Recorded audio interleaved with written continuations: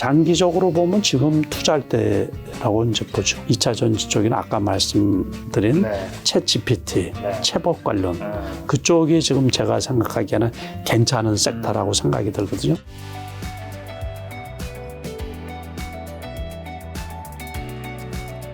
자, 그럼 방금 전 언급해 주신 네이버도 일단은 이제 성장주 쪽으로 해가지고서 올라간 것들이죠, 전부 다. 그러니까는 미국 달러하고도 영향이 좀 크고 강달러로 전환이 되면서 주가가 떨어졌다고 보면 되거든요. 그러니까는 그 단기적으로는 또 많이 왔고, 그러니까 이것도 지수하고 거의 맥락을 같이 한다고 보시면 돼요. 그러니까 다 물려져 있죠. 네이버, 카카오, 삼성전자, 빅테크 관련 주식들이 조금 차이는 있어도 그거하고 실적하고 그게 전환이 되면 같이 또 회복이 되지 않을까 싶은 거예요. 카카오는 의외로 조금 많이 떨어졌어요. 지난해에 일단은 그 성장성이 좀 둔화된 거죠, 실적이. 그러면서 카카오가 그 오랜만에 7만 원이 넘었다 그랬는데 또 그 말을 듣자마자 그냥 떨어지기 시작을 해서 약세로 그냥 계속 전환됐는데 이것도 6만 원은 안 깰 것 같아요. 지난번에 올라가고 그때 한 5만 5천 원이면 좋다 그랬는데 우리가 여기 그 5만 원도 안 됐을 때는 그때 그 데이터 센터에 화재도 나고 막 그래가지고서 온갖 악재가 다 돼서 그랬는데 단기적으로는 거기에서는 되게 많이 올라왔거든요. 7만 원까지 왔으면 7만 원이 넘었으니까는 5만 원에 산 사람 같은 경우는 뭐 40% 수익이 난 건데 그러니까는 6만 원은 안 깰 것 같고 제가 보기에 지금 가격에도 무난하지 않을까 싶은 거예요. 지금도 웬만한 악재가 또 단기적으로 규제도 있고 뭐도 있고 그래서 말이 많았잖아요. 이번에 시끄럽다 보니까 많이 떨어졌는데 그래서 여기에서는 기술적으로도 괜찮지 않을까 싶은 거예요. 지금. 그러니까 지금 당장은 조금 버티고 그러다 보면 혹시 이제 기입 보유하신 분들 또 높은 가격에 사신 분들 같은 경우는 조금 느긋한 마음을 갖고 계시면 올해 이거는 넘어가겠죠. 7만 원. 그래서 지금 단기 고점인 그 주식들 있잖아요. 제가 보기에는 올해 중반 정도만 돼도 다 그거는 넘어갈 수 있는 거로 생각하고 있거든요. 한 6월 정도만 돼도. 그러니까 지금이 조금 어려워서 그렇지. 그러니까 지금 장기적으로 보면 지금 투자할 때라고 이제 보죠. 중장기로 보면. 반도체도 그렇고 뭐 챗GPT 관련주, 뭐 2차 전지, 뭐 인터넷 섹터도 지금 어쨌든 1월에, 2월에는 좀 떨어지긴 했지만 어쨌든 작년 뭐 하반기 대비해서는 좀 많이 올랐잖아요. 조금 올라갔죠. 그러면 이제 성장주 중에서 이제 앞으로 좀 이제 더 오를 수 있는 건 어느 쪽일까요? 그쪽은 제가 보기에 그러니까 반도체가 좋죠. 반도체. 반도체하고 지금 말씀드린 것처럼 챗 GPT 쪽이나 지금은 성장주라고 딱히 그러기보다 실적이 수반되는 소위 말하는 성장주, 뜬구름만 잡는 성장주가 아니고 실적이 고점에서 많이 빠졌기 때문에 그 지금 말씀하신 것처럼 카카오 같은 경우도 고점 생각하면 이건 뭐 아직 반토막도 더 떨어진 거예요. 그래서 얼마 전에 이제 메타가 급등을 했다 그랬잖아요. 고점에서 너무 많이 떨어져가지고 급등했다 그러지만 간에 기별도 안 가는 수준이죠. 그렇죠. 카카오도 지금 거의 한 17만 대에서 그렇죠. 여기까지 온 거니까요. 그러니까 주봉을 보면 우리가 이렇게 이제 볼 수가 있죠. 그래서 지금은 그래도 대반등을 할 때 이제 빨리 올라갈 주식을 찾는다 그러면 돈을 버는 2차 전지 쪽. 2차 전지 쪽이 좀 빠르지 않을까 싶은 거예요. 우리가 꼭 구분을 해서 성장주 이렇게 구분을 하지 말고 저는 제가 보기에 IT 쪽이나 이렇다고 하더라도 그러니까 전통적인 굴뚝주나 가치주라고 하는 그 쪽은 조금 제외를 하고 거기는 뭐 큰 변화가 없을 거 아니에요. 그렇지만 지금은 이제 환율에 따라서 주가가 이렇게 변동성도 좀 심하고 그러는데 장이 조금 회복되고 경기가 회복되고 그러면 전통적으로는 돈을 버는 소위 말해서 IT 업종도 그쪽이 좀 낫지 않나. 그러니까 굳이 그걸 성장주라고 한다 그러면 돈을 버는 성장주, 돈을 조금 덜 벌더라도 아무튼 돈을 버는 성장주. 같이 그 산업 사이클 자체가 커지는, 사이즈가 커지는 쪽. 그쪽이 좀 빠르지 않을까 싶은 거예요. 그리고 좀 중국의 최대 정치 이벤트 양해가 이제 2주 정도 다가왔다고 이제 알고 있는데 양해에서 중국 정부가 대규모 경기 부양책 실시할 것이라는 기대감에 화학과 철강 관련주가 강세를 보였다고 하는데 그렇죠. 회장님 어떻게 보세요? 맞아요. 그것도 옳으신 말씀이에요. 그래서 그게 이제 선반영된 부분이 있어서 오늘자 미국 보도에 따르면은 중국 주식도 올해 지금 기준으로 해가지고 한 20% 정도는 상승할 것 같다고 올해 그 얘기가 나오거든요. 그게 세계 경제에 지난해 같은 경우 올해 침체되고 경착륙이니 뭐 그런 얘기가 나왔던 것도 중국이 그 코로나 봉쇄 정책이 그 지속될 거로 예상을 해서 그런 건데 그게 전환이 된 거잖아요. 그러면서 중국 경기를 살리겠다고 지금 말씀하신 것처럼 이제 양해 때 대규모 부양책 이렇게 하면 그 여파로 해서 한국 경제도 조금 득을 좀 볼 수가 있을 거고 기업 주가들도 그래서 요번에 코로나 그 입국할 때 우리나라 양쪽 다 비자 발급 제한했던 것들도 지금 다 완화가 되고 그랬잖아요. 그러니까는 결국에 철강 화학주들 일부 주식들이 좀 올라가고 좀 그랬거든요. 며칠 전에는 시간에 뭐 상한가 간 기업들도 있고 그랬는데 결국에 뭐 이렇게 좀 많이 떨어졌죠. 다시 이렇게 떨어지고 그러는데 그것도 전체적으로는 괜찮은 얘기예요. 그러니까 시나리오상 이렇게 보면 괜찮고. 보니까 화학 관련주에 이제 롯데케미칼이 있더라고요. 그런데 뭐 별로. 그래프를 쫙 보면 쫙 올라가 있어야 되는데 그렇죠. 이게 작은 기업들 중에서 말들이 좀 있었어요. 그러니까 조금 철강주들도 작은 철강주들 그런 것들은 오르내림이 좀 있었거든요. 그러니까 하이스틸 뭐 그런 거 한번 쳐볼까요? 작은 거 이런 것들. 그 뉴스 나오고서 이게 시간의 상한가 간 날 그때 이거는 뭐 아시다시피 여기에서 출발해가지고 여기까지 올랐다가 여기까지 떨어졌다 이렇게 된 거잖아요. 그러니까 이렇게 작은 종목들이 이제 그런 뉴스에 휘둘려가지고 급등을 한 게 몇 개 있었어요. 그래도 이게 바닥 대비해서는 좀 꽤 올라왔다고 보면 되죠. 아직도 여기에 있는 거니까. 그죠? 그러니까 바닥 대비해서. 근데 이런 것들은 예측해가지고서 이렇게 해야 되는데, 그리고 투르키에 지진 난 거 있잖아요. 그거 이제 복구하고 뭐 이러다 보면 철강이 많이 들어가야지 되지 않나. 그래가지고. 금호석유는 또 어쨌든 조금 오르긴 했네요. 그렇죠. 이거 많이 올랐다고 보면 되죠.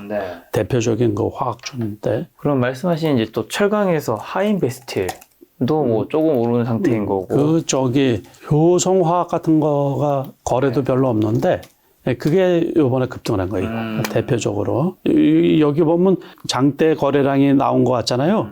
이거 실거래는 별로 안 돼요. 이게 지금 13만 주인데 이렇게 나온 거 보면 이날 평상시에 뭐 거래가 아주 적은 주식인데 이날 그래도 거래가 대량 거래가 수반이 되면서 요게 대표적인 지금 말씀하신 것처럼 화학 관련주들 중에서 중국 수혜를 받는 기업 이렇게 생각하시면 돼요. 효성화학, 금호화학 이런 것들. 그럼 그 기사 찾아보니까 중국 경제 부양책 기대감이 더해 튀르키예의 이제 일부 철강사가 철강 생산을 중단한다는 소식까지 들리면 철강 관련주의 강세가 지속됐다고 이제 하나증권의 한재혁 연구원님이 이제 말씀해 주셨는데, 그리고 또 다른 김석한 미래에셋증권 연구원님께서는 중국의 양해를 앞두고 인프라 투자 확대될 것이란 기대감이 커지며 철강과 화학 등의 업종이 강세를 보였다. 그럼 요 철강과 화학 업종은 앞으로도 조금 그 강세가 좀 어느 정도 지속될까요? 조금 그러겠죠. 조금. 조금 그러는데 조금이라는 근거가 어디까지 될지 모르죠. 또 이익 실현을 하려고 바닥에서 산 쪽은 수익이 나면 무조건 팔고 큰 주식 같은 경우는 공매도까지 나오니까는 많이 올라가면 조심하셔야지. 그죠? 그러니까 추격 매수는 무조건 금물이에요. 그러니까 우리가 물론 이제 유혹은 빠질 수가 있는데 무조건 추격 매수는 금물이에요. 최근에 핫한 섹터 한번 여쭤보도록 하겠습니다. SM 관련해서 이제 하이브 많이 오르고 그 다음에 18만 원에서는 지지하는 게 보이네요, 그죠? 근데 저점에서도 많이 올랐어요. 유진스. 그러니까는 그것도 시장 반응도 괜찮다고 그런 소리 하더라고요. 견조하게 올라서 이럴 때가 좋았는데 일단 오름세가 그 SM 인수 그 문제 불거진 다음에 급등했다가 이렇게 이제 급락을 했잖아요. 여기에서는 무방하지 않나 싶은 거예요. 어쨌든. 그럼 SM은요? SM은 너무 많이 올라서 어쨌든 너무 많이 올랐거든요. 이것도 지배구조 때문에 지분 경쟁하고 아직도 진행형이고 뭐 가처분 신청도 하고 어쩌고저쩌고 그러는데 아무튼 어느 쪽이든지 귀결이 되면 기업 가치보다는 너무 많이 올랐잖아요. 그죠? 갖고 있는 분들은 팔아야 되고 제가 보기에 안 갖고 있는 분들이 새로 진입할 이유는 없다고 보거든요. 여기 있을 때도 안 샀는데 여기 있을 때 이게 그렇다고 하이브로 만약에 편입이 완전히 된다고 한다고 해서 대박을 치고서 뭐 금강을 캐는 것도 아니고 뭐 그것도 아닌데. 그래서 그 지분 싸움 때문에 지분 경쟁 때문에 공개 매수가가 12만 원이잖아요. 그죠? 네. 이게 12만 원 지금 됐나요? 12만 1천 원 있네. 네. 그러면 그 정도면 이제 됐지. 그 이상 오버슈팅 하는 거는 과하다고 보거든요. 그러니까 경영권 프리미엄까지 다 줘서 아마 그 정도 했을 거라고 생각을 했는데 인수가 다 끝나고 나면 더 올라갈 일이 있을까 싶은데. 제가 저 주식이 얼마에서 올라갔는지를 잘 알기 때문에 저건 너무 높죠. 3만 원에서 올랐어요. JYP는요? 이거는 그래프가 좋네요. 다른 이거 상대적으로 좋은데 이것도 글쎄요. 여기에서는 이제 너무 많이 올라가서 저도 또 다른 이슈가 있고 그러면은 모르는데 저 같은 경우는 이제 일단 많이 올라간 쪽 이런 쪽은 조금 조심하는 편이거든요. 현대차는 제가 보기에 괜찮을 것 같아요. 네. 그래서 지금 이제 21선까지 떨어져 있는데 장기적으로 보면 괜찮지 않을까 싶어요. 기아는요? 네. 제가 전통적으로 늘 좋다고 얘기했던 기아. 그래서 제가 지금도 많이 갖고 있거든요. 그런데 지금도 그냥 갖고 있어요. 안 팔고. 그 목표가가 최소한 8만 원. 그래서 뭐 딱 말씀드려가지고 그래서 지금도 만약에 여기까지 떨어지면 좋은 기회죠. 아무튼 이런저런 것 때문에 그러는데 여기까지도 떨어질 수는 있죠. 우리가 차트상으로 보면. 그러면 또 매수 기회가 아닐까 싶어요.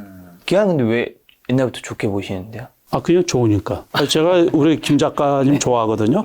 근데 뭐 이유가 있어서 좋다. 그렇죠. 뭐 사람은 그렇다 하더라도 종목은 내가 돈을 벌 수 있을 것 같으니까 좋아해야 그렇죠. 된다니까. 이거가 이제 실적도 괜찮은 데다가 재작년인가 갖고 있다 보니까는 생각보다 깜짝 놀랐어요. 배당을 많이 줘서. 이게 자기한테 돈 벌어주는 종목이 좋은 거거든요. 그러고서 이 종목을 오랫동안 관찰을 하고 연구를 하다 보면 그 종목에 관해서 속속들이 좀 잘 알거든요. 그래서 안 봐도 제가 알아요. 단기 고점은 8만 1천 원이고 그리고 작년 초반, 작년이니까 1년 전이죠. 2022년 1월 첫 주부터 주가가 폭락을 했잖아요.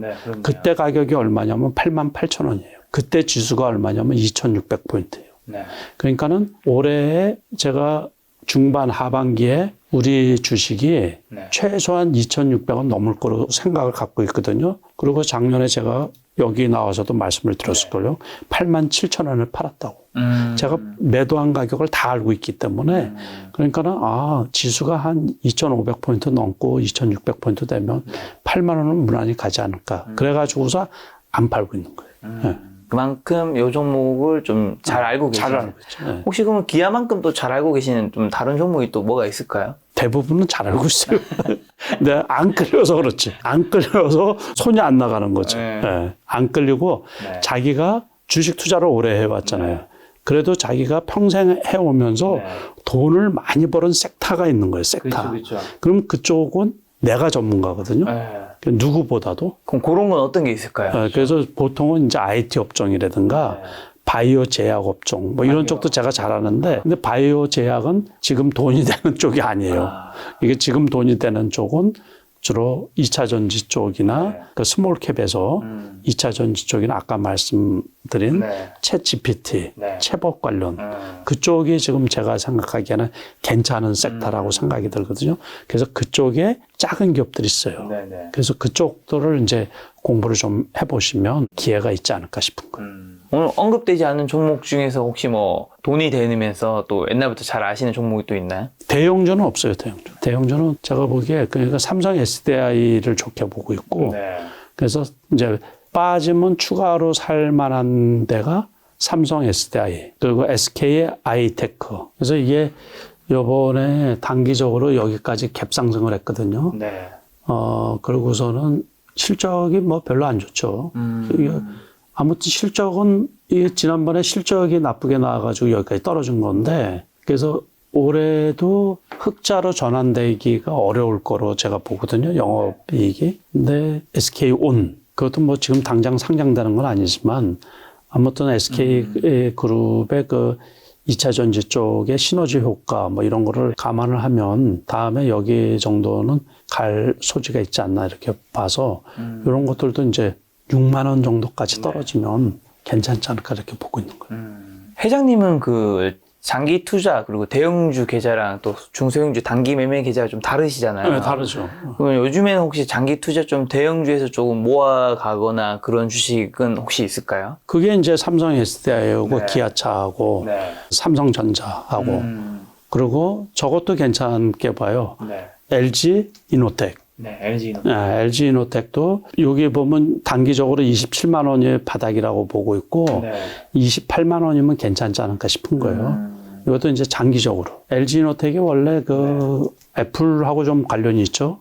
그래서 이제 그 거기에서 애플카 네. 하고 그랬을 때 급등 얘기하고 그랬을 때 급등하고 막 그랬었는데 그 아직은 뭐 애플이 차를 언제 만들지 그 얘기가 깜깜 무소속 주식이잖아요. 그때 여기까지 왔던 주식인데 그게 올해 경기가 좀 돌면 아마 좀 말이 나올 수 있지 않을까. 이게 장기 투자로. 이거는 단기 하기는 좀 어렵고. 그래서 한 28만 원이면 괜찮다고 보고 있어요. LG전자는요? LG전자도 뭐 사실 전장 사업 쪽으로 많이 많이 하죠. 많이 하고 많이 해서 최근에 좀 많이 올랐죠. 네. 그러니까 이게 손이 안 나간다 그랬잖아요.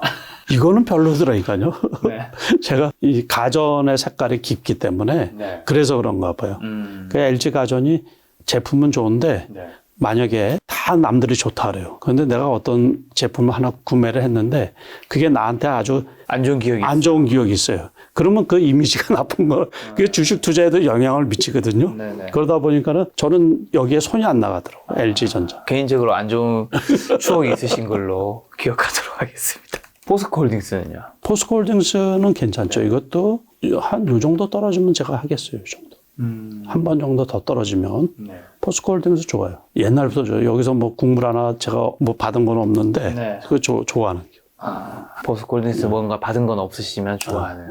자, 포스코 케미칼은요? 포스코 케미칼도 좋은데 이것도 투자하기 쉽지 않아요. 포스코를 좋아하는데 투자자 입장에서는 이 여기 애목이 들어가니까요.